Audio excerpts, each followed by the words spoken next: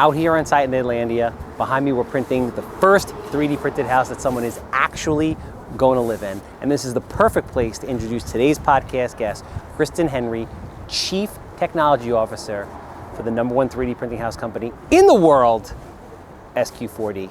Check it out.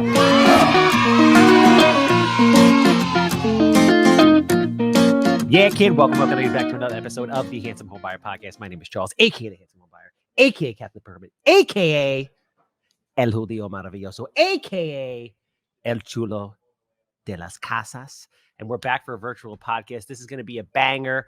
We're talking about technology, but before we talk about technology, we have to talk about, that's right, Captain Permit, 516-513-8838. If you need plans, you need permits, especially, hint, hint, 3D printed house permits, we got you. 516-838. Fuck, what is the phone number? 516-513-8838. Obviously, I'm the Handsome Homebuyer. If you have a house that smells like cat pee, dated from the 1960s, 6 inches of mold on the wall, human waste floating past the basement steps, NPLs, land, anything real estate related, gas stations, body shops, I don't give a shit.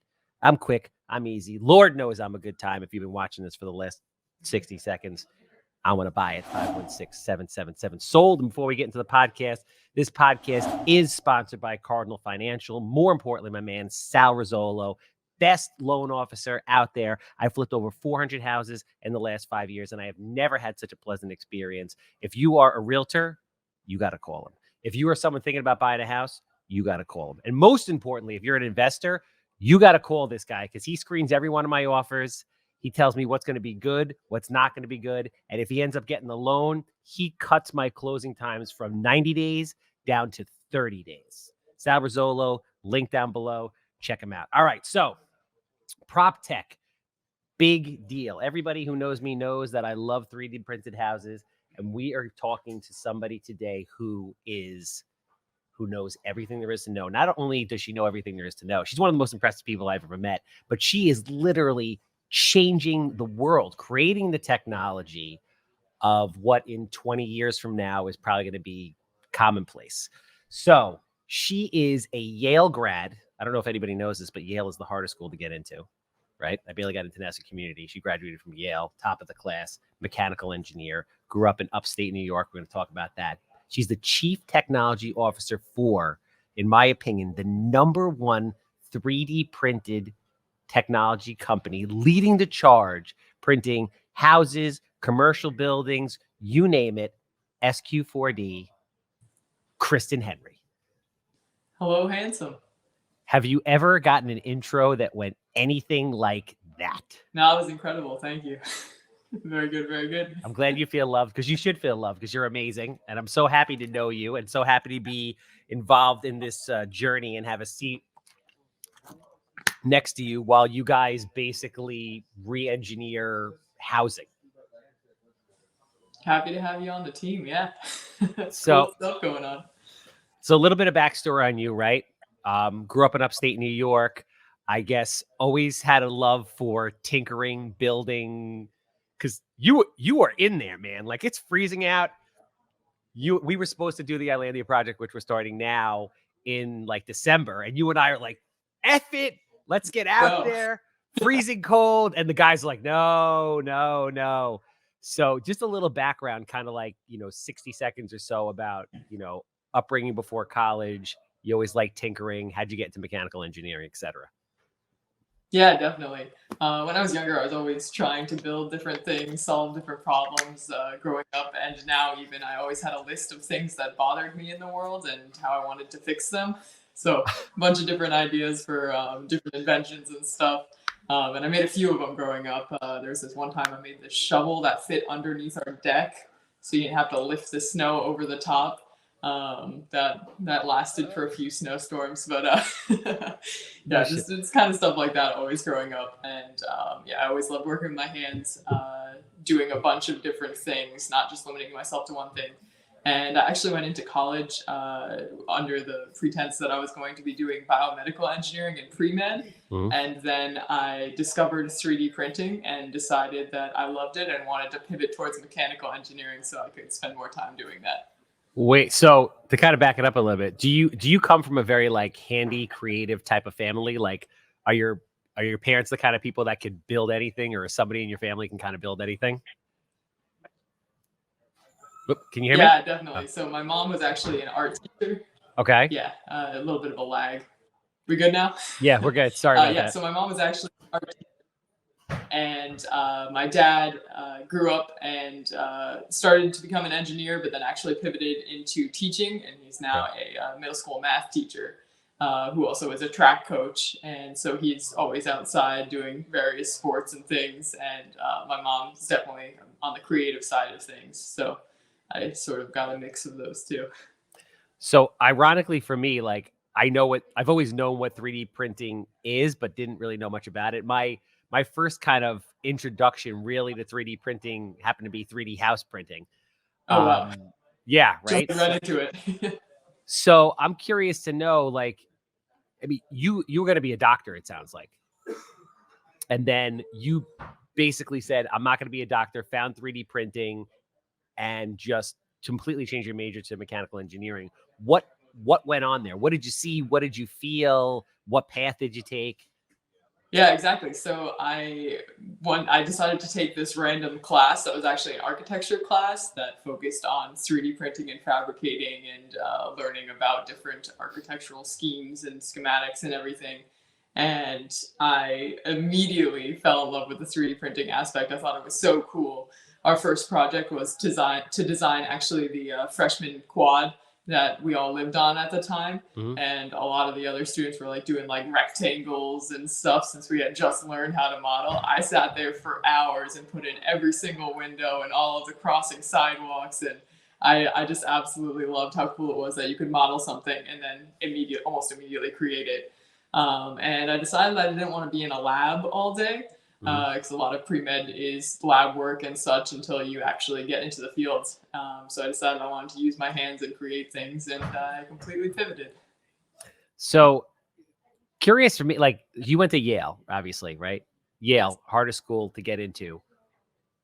What was the experience of trying to get into Yale, and what do you have to do to prepare to actually get into Yale? That's a good question. Yeah, so in high school, I actually kind of loved doing everything. I really enjoyed my English classes, my history classes. I was doing 2 sports a season. I was working a job the whole time. I was in a bunch of different clubs. I just tried to get as much of my experience as I possibly could. And that's actually why I chose engineering and pre-med, because I was like, that's kind of a mix of everything. So that's kind of the best I can get there. And I actually had no idea what school I wanted to go to specifically. It's not like I grew up being like, I'm going to go to Yale. So I just applied to a bunch of, obviously my grades are pretty good in high school, so I applied to a bunch of different schools. And the only one I actually got rejected from was MIT, which probably was a good plan, because then I kind of would have been a little more pigeonholed into a very specific track. What was great about Yale that I really liked was that it was a liberal arts school, so I could be doing all this engineering work while then also taking a random English class or whatever have you. So the process went pretty well for me. Did pretty well on the SATs, got good grades, was doing a bunch of things, and wanted to just continue doing a bunch of things in college. So I found that Yale was a good place to do that. Because I'm curious, what was your SAT score and what was your GPA? Yeah, 1580 out of 1600, and I know what 2 questions I got wrong. And my GPA in high school was actually 102. So with the weighted averages on the class, I was okay. I'm just curious, only because the way you were saying it kind of like sounded like, you know, like, yeah, I did well, but not. I'm like, no, there's got to be more than this. She had to have like 106 weighted average, and basically like got 2 questions wrong because she didn't flip the last page and she forgot that there was 2 questions there. That was a bummer. So how do you ultimately? So now, obviously, you're chief technology officer at SQ4D. The 3D printing house world is basically like, I think this is the year where it's like just bubbling, and then next year it's going to erupt on a level like, you know, no one's ever seen. You know, how did you find SQ4D? What made you want to get into it? And just kind of, you know, talk about the industry in general, all the cool things that are going on. Yeah, great question. So I actually, for my senior project at Yale, I decided to focused on concrete 3D printing. So I got my group, and this was a senior capstone project. So that's a year-long project for AVET mechanical engineers, where you really try to invent something new, fabricate, create, do a whole lot of research on the topic, etc. So my team and I decided we wanted to tackle concrete 3D printing. And I spent the whole year fabricating a very small scale 3D printer. For our final project, we actually printed a top hat that we wore during our final presentation then. And I just absolutely fell in love with the process of concrete 3D printing, because obviously I fell in love with regular plastic 3D printing, and then decided I wanted to kind of pivot and add the additional challenges of a non-Newtonian material rather than just plastic. So, and how many years ago was this? Actually last year. So basically, were you aware that people were 3D printing houses out of concrete or trying to at that time? Or did you just, okay, you were. So the initial research we did on the topic, it seemed like a lot of companies were like right at the edge of kind of moving out of research and development into actually scaling up and doing this on a wider scale. But it was actually towards the middle of the project, a bunch of my friends and teaching assistants and professors and things started sending me articles on this little company called SQ4D. And they're like, oh, look how local this is. There's this cool company. They just printed this awesome house. Like, this is exactly what you're doing. And I was like, yes, only house size rather than top hat size. That's pretty cool. So, they actually didn't have any job posting at the time. I just cold emailed the first email I could find and was like, hi guys, my name's Kristen. I'm going to Yale. I'm doing the same thing, only on a much smaller scale. And I'd love to take it to house size. Here's my resume. Would love to talk. And they were like, yes, let's interview. So Wow. it's amazing how that all worked out. That is very cool. So you essentially in college, just so people can really wrap their head around like how brilliant you are, you built a miniature SQ4D type printer, like a miniature house printer. Yes, exactly. Yep. It was gantry style, the auger and extruder, the extruder system and the pumping system sort of thing. It was all actually pretty much in line with what SQ4D is working on, which is pretty cool. So they were like, wow, okay, you've done a year of research on this. Let's scale this up now. So talk a little bit about the technology, and obviously as you're doing that, the guys will do their post whatever thing where they like put the machines and the parts and everything up there so people could see it. So just talk a little bit about, because and I'm sure you have these same conversations with people, you meet somebody random, even in the construction world, and you're like, hey, like 3D printing houses. And they're like, what are you talking about? What do you mean you're 3D printing a house? Like, how does that work? What are the components? How does it come together? So people really, understand, like, what do you like 3D print it in parts and then bring it over? Talk about that a little bit.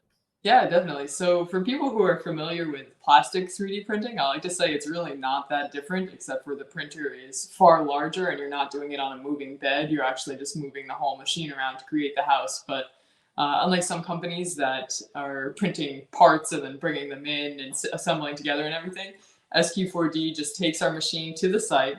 We set it up in 6 to 8 hours. That's including the time to make sure everything's like exactly where it needs to be, precisely in place. And then from there, we can just dig the footings, start to print that. SQ4D actually prints the whole foundation, so the footings, the foundation walls, the slab, and the interior and exterior walls. So we come in after it's been excavated and start to print. So then we move subterranean from the ground up, just continuing going layer after layer. And as the machine moves around, we have it precisely timed so that there's no downtime at all. Just the concrete material starts to cure as the machine travels around. And by the time it gets back, that layer below is firm enough to support the weight of the material going up, but it's also still curing so that the layers bond together and form a monolithic structure. So it's kind of like a continuous process. As the layers get added, it just continues curing, increasing in strength all together as a continuous structure. And now the new thing that you're trying to do is roofs. Yes. So talk, I think the biggest thing, like the biggest questions that I get when I'm posting stuff on social media is, the mechanicals of it, right? So how does the plumbing work? How does the electric work? How does the insulation work, et cetera? touch on that a little bit for people so they understand. Definitely. So all of that's really integrated into the process. So we plan out exactly where the electrical conduits need to go and everything before the process, and that's actually just printed in place into the slab. So we know precisely where everything needs to be, where the stub-ups need to be located, and we can kind of fix that into place. The printer can actually just draw us out a plan exactly of where the walls are going to go, and then we can make sure everything's exactly in place where it needs to be. And then the stub-ups are sticking out of the slab, so everything else is covered in place, which is amazing for fire considerations. So since it's actually encapsulated in the slab, then we don't have to worry about fire issues that a lot of people have with electrical in wooden homes. So after the electric's in place, we actually cut the boxes as the walls are going up, put those in, connect that to the conduit, keep printing up, put in more boxes, and get to the top. And then once we're done, the electrician can come in and snake wires through and wire everything up. So then electrician's work is taken care of. And plumbing is kind of the same thing. We just plan out exactly where the plumbing needs to be in each of the walls and then print around it. Yeah, so people understand essentially 2 people come set up a machine on site, 3D print forms, footings, foundation, interior and exterior walls. There's a gap in the walls that allows you to run the electric, run the plumbing. Now you're going to be 3D printing the roofs, but before we were using a truss system, and like you're in and out, and then the finishings happen and the house is done and ready to go. Exactly. And one very nice thing is you mentioned forms, but actually 3D printing, we don't need any forms whatsoever. That's the beauty of it. You just keep stacking those lines up and don't need to put forms in that you would need in traditional construction. Because doing a slab in traditional construction, you have to set all those forms up, pour it, wait for it to cure, take the forms away, wait even longer for it to cure enough to then get more machinery and stuff on the slab so it's not cracking and is strong enough. But in concrete 3D printing, we can pretty much resume the next day since we don't have forms to worry about taking out or anything, and we actually want to continue quickly so that the layers can keep curing together. Yeah, so I want to talk about that for a minute because, it's like I live in New York, so I don't really go to Central Park because I know it's there, so I take it for granted. You're doing this every day, and us being local Long Islanders, kind of like, but what you guys are doing is super cutting edge. Like and please correct me if I'm wrong, I don't know of anybody else that was 3D printing the forms, the footings, and the slabs. Yeah, currently no other company is really focusing on printing subterranean. Most companies are just doing interior and exterior walls. But at SQ4D, we're really trying to autonomize as much of the process as possible so that we can get quicker times and more cost savings as compared to traditional construction. Yeah, because I think, that's where you guys really rise above everybody else, in my opinion. So you have people that are 3D printing, components of houses, and it's almost like a novelty type of thing where you guys are really saving time, saving money, and then more importantly, giving people a superior product because you are, once you do the site work, you're laying down the slurry mixture, you're 3D printing the forms, you're backfilling them, you're doing the slab, interior, exterior. Well, see, I know about construction. Don't let Enzo fool you. I at least I can talk, so I sound like it. So no, that's why I really believe, and I think anybody that is, watching all the TikTok videos and stuff that I'm putting out, really documenting, the build and the process and how it goes, you guys really have the #1 technology in the industry, and it is super cool to see that this came, from just like a concept out of Patchogue, Long Island, super local place. It's a very exciting thing to watch. Yeah, very exciting. And one other thing I just want to mention about our technology too, which I find very amazing, is our tangential nozzle.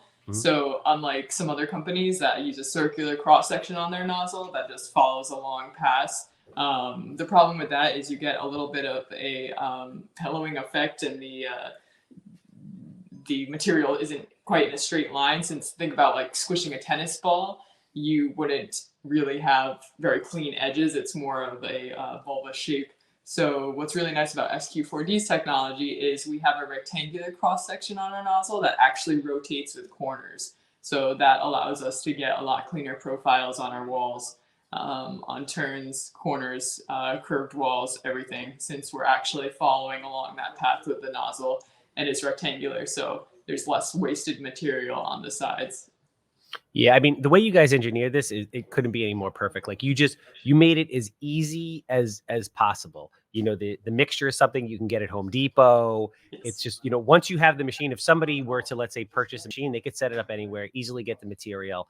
And so I want you to talk about that a little bit, and then also explain how, most other 3D printing companies, the bead is round, like you were saying. So as a result, you don't get the same you're actually wasting material, and it's not as strong because it's not stacked directly on top of each other. There's a lot of waste there.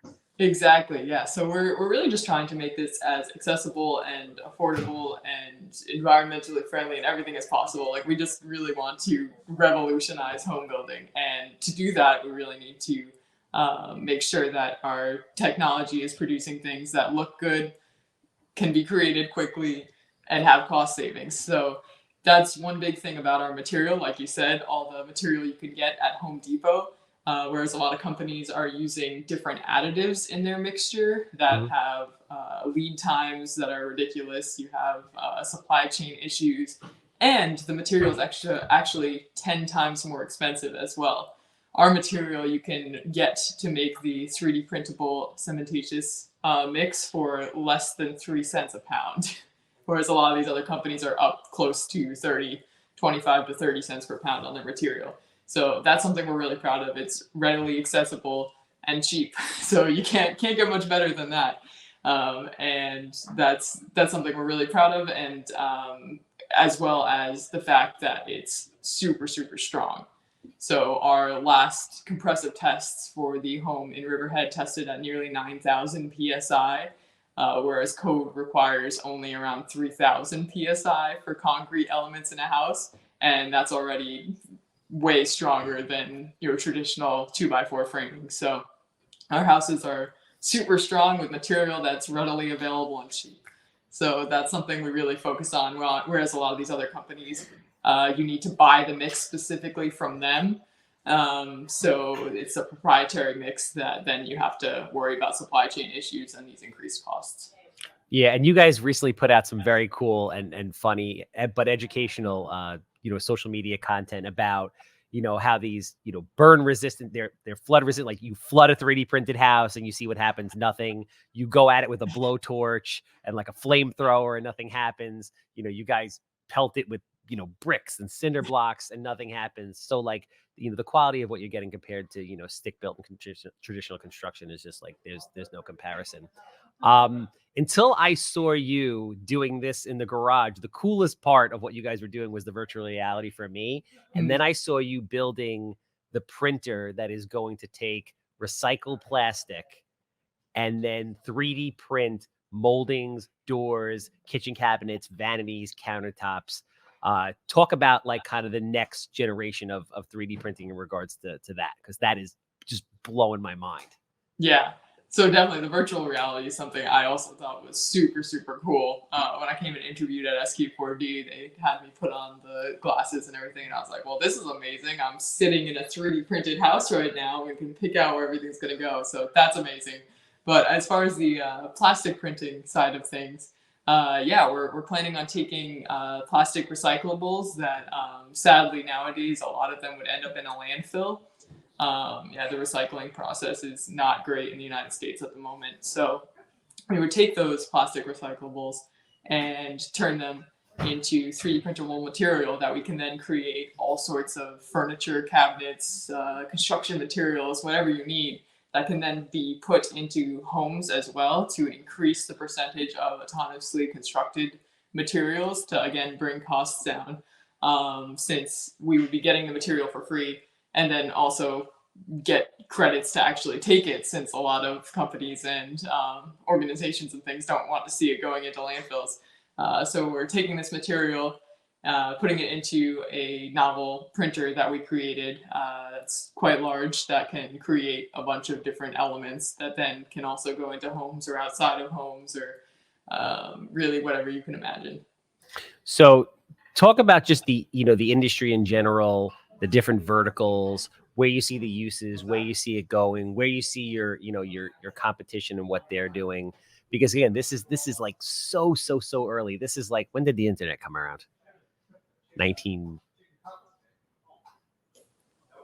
I actually have no idea. On Well, that. I don't even I don't want know to the guess. I don't know the year either, but like this is, even though we've seen a bunch of articles, this is like we haven't even begin to pull out the instrument to scratch the surface of 3D printing and what it's going to do to the housing market. So, talk a little about, how you see it developing over the next, 1, 2, 3, 10 years, and then just the different verticals where it could be used, what kind of companies should be, is it more of an affordable housing thing? Is it a more, in your opinion, can it be luxury? Is it commercial? Is it everything under the sun? What is it? Yeah, that's also a very good question. So what's really nice about 3D printing and where it's going now, as I mentioned, a lot of companies are moving out of the research development phase into actually scaling up, producing a lot more projects, creating homes, creating commercial buildings, starting to scale up and use it for more applications now that the technology's really been proven. So I think in the next several years, we're going to see a lot more 3D printed homes actually being built in communities and people living in them. So that's really exciting because, as you mentioned, there are a ton of different applications. Since we talked about the cost savings, affordable housing is obviously a really good area to focus on because currently the United States is certainly having a bit of an affordable housing crisis, which is a lot worse in certain areas. But overall, there's quite a lack of supply of new construction being built that people can afford. So using 3D printing to lower build costs and provide an option is really a great solution. But then, as you mentioned, also printing luxury and uniquely designed homes is also something that's really cool and starting to be upcoming as well. Because with the 3D printer, to the printer printing a curved or waved or zigzagging, whatever type of wall you want, is just as easy as printing a straight line. Whereas trying to frame out a curved wall and then put sheetrock on is really not too much of an option. So that's something that's really cool as architects start to become more familiar with the technology. They're going to have a lot more design freedom in the type of things that they can create.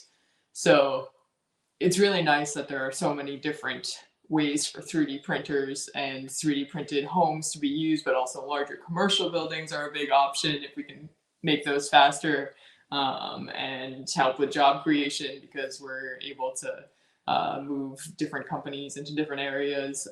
That's really great too, more quickly. So with all that said, there's a lot of different verticals for 3D printing companies. Since there are so many different options, there's also a lot of different options in how these companies are going to move forward. And all of them are still kind of in the process of figuring out whether they want to lease machines, sell machines, keep the machines to themselves and just print homes that they then sell. Or if they want to joint venture and have people provide land that they then print on, and then those homes can either be sold or rented out. So there's just all sorts of options, and different companies are trying to figure out the best way to go, and most companies are taking different directions on that. So in the nearish future, we'll start to see really where the market best wants us to head. But it is possible that all these directions are viable as well. Yeah, no, it's a super exciting time.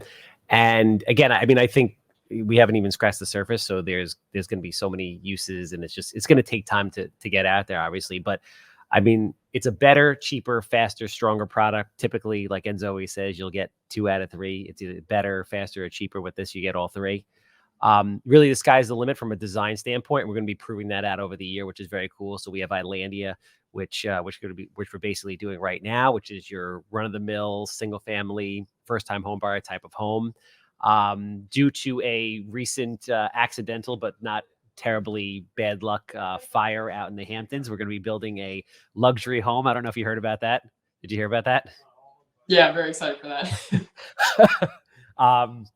And then there's some commercial stuff on the horizon. So this is a super exciting year for kind of, proving out all the verticals and really showing the world, what this technology can do. But I think really the sky's the limit. To your point, since it's CAD and geocode, it's like you can get as creative as you want. You're not restricted in the same way that you are with, wood and sheetrock. So it's going to lend itself to the high end market for people who want something different that's built great, that just want this super funky, kind of look. And it's going to be great for people like Amazon, who have, massive warehouses that need to be built, and they want to do it better, cheaper, and faster. So, listen, I really appreciate you coming down. My final question for you is, where do you see the future of, of SQ4D? Like, you're in an amazing position. You're bringing a ton to the team. You're super young. You're super young, right? I am. You're super young in an industry that is in its infancy. Super bright future ahead of you. Very exciting. I mean, what do you have to say about that? It's awesome. You're in a really, really cool place. Yeah, I'm just so excited. I'm so thankful I get to be a part of this. And am actually seeing a lot of the work I do get implemented and start to make changes. Like you said, it's so cool that the industry is really starting to take off, and so much cool work has been done, but there's still so much work to continue doing, to continue making this process faster, better, cheaper, stronger, everything. So it's really awesome to be innovating and continuing to make this more of a reality. Really throughout the whole world. I mean, we get emails all the time from people from different countries that are like, so when is this coming on over to India? Or when, like everybody wants a part of it, which is so cool. And I think SQ4D has a great future moving forward as we continue to test out all these different projects and create really cool things that people are actually going to be living in. Because SQ4D really is one of the industry leaders in creating livable structures that actual families are going to be in, that we can make a difference on the actual costs and things, since we're printing so much of the structure. We're at 41% of the house now on a cost basis, but once we get the roof included and some of those other elements as well with the recycling printer, we're going to be well over 50% of the house 3D printed on a cost basis, which is really cool to see. Yeah, no, absolutely. I mean, for me, my motivation in life, like, I live very simply. I'm not really motivated by money. I mean, money is obviously like a scorecard for how well you do in playing the game, and you need it to play the game. But like at the end of my life, I want to feel like, you know what, I did everything I wanted to do. I made an impact. And that's really what you're doing. Like, at 90 years old, when you're a great grandma, if you decide to go that route and have kids, you'd be like, oh yeah, great. Like these houses that we live in, like, yeah, great grandma invented that and scaled it across the world. Like, it's just a very cool position that you're in, and you've really earned it with what you've done and what you're doing. So I commend you for that. And I appreciate you taking out time to do this and put this out into the world. So Kristen Henry, SQ4D, Chief Technology Officer today. Who knows? Maybe CEO tomorrow. We don't know. So listen, thank you very much. If people are interested in reaching out to you guys, learning more information about what you're doing, how do they find you guys? Yeah, check out our website, just sq4d.com. We have lots of different social media platforms, and we're really working on putting content out so everyone can see kind of what's going on and better understand 3D printing. So Instagram, TikTok, Facebook, pretty much everything. So just look for SQ4D builds. Wherever you like to consume content, SQ4D is there. And obviously, everywhere you like to consume content, I'm there talking about 3D printing, SQ4D, and whatever other nonsense happens in this office on a daily basis. Obviously, I'm the handsome home buyer. Again, if you have a house that smells like cat pee, anything real estate related, I want to buy it. If there's a permit question or issue on Long Island, you got to call the captain. We'll see you next time. That's a wrap.